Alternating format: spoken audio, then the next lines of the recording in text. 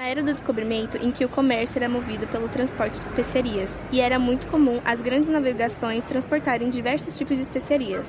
Porém, as embarcações sofriam com a falta do ascórbico, e com isso acarretou uma doença causada pela falta de vitamina C. As pessoas então começaram a ter sintomas muito fortes, como náusea, diarreia, mau hálito, sangramento nas gengivas e etc.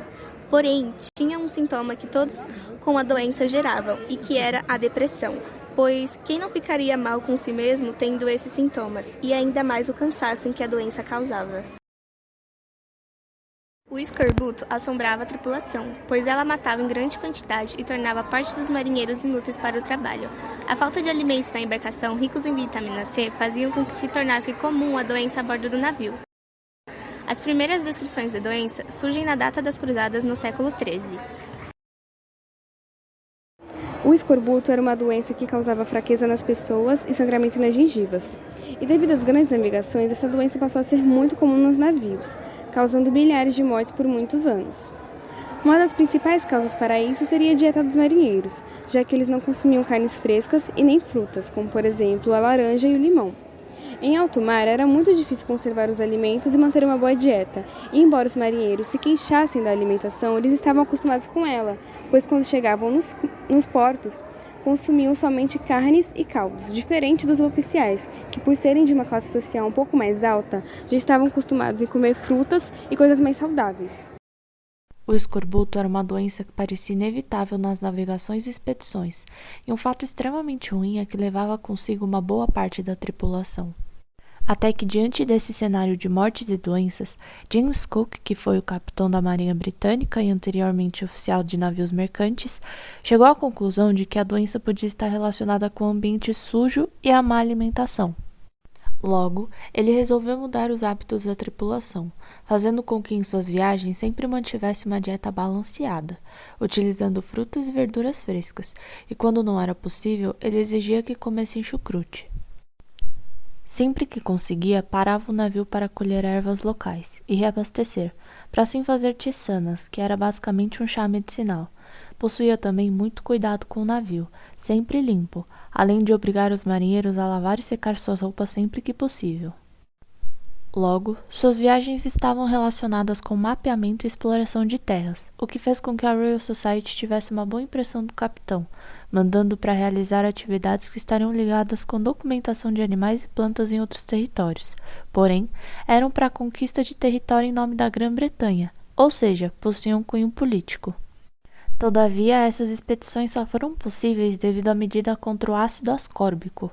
Esse fato foi conhecido pela Royal Society quando ela lhe conferiu sua mais elevada honraria, a Medalha de Ouro Copley, não por suas proezas como navegador, mas por ter demonstrado que o escorbuto não era um companheiro inevitável nas viagens oceânicas de longo curso.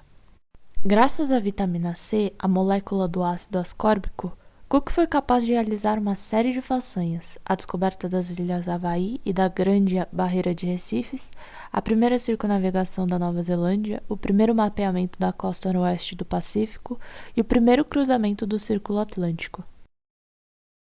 Que pequeno componente é esse que teve tão grande efeito no mapa do mundo?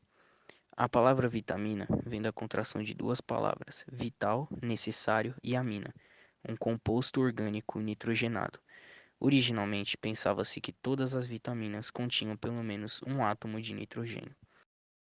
O ácido ascórbico é fabricado no fígado a partir da simples glicose do açúcar, por meio de uma série de 4 reações, cada uma catalisada por uma enzima.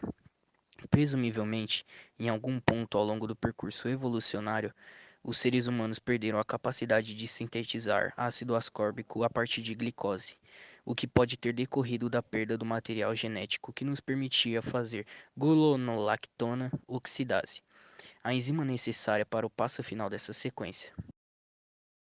Uma série semelhante de reações, numa ordem um pouco diferente, é a base do método sintético moderno, também a partir da glicose, para a preparação industrial do ácido ascórbico.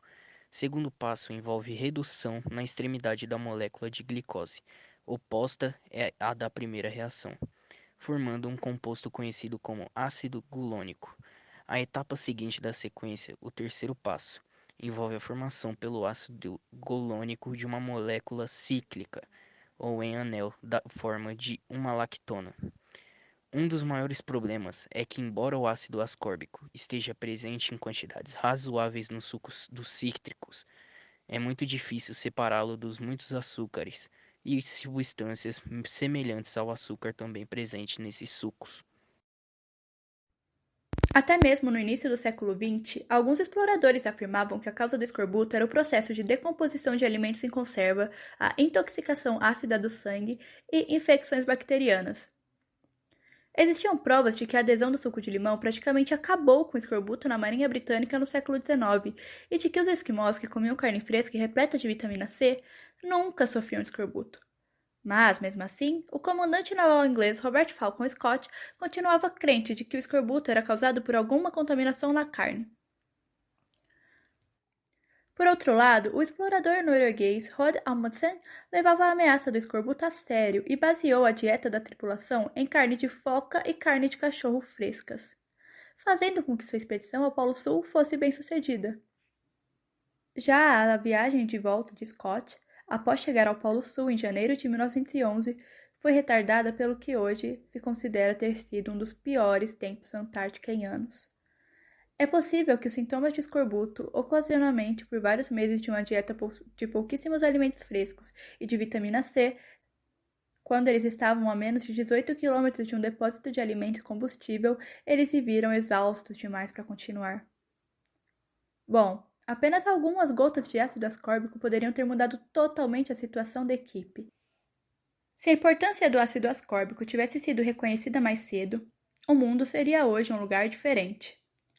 Se os portugueses, os primeiros exploradores a se aventurar nessas longas distâncias, houvessem compreendido o segredo do ácido ascórbico, teriam explorado o Oceano Pacífico muito antes de James Cook.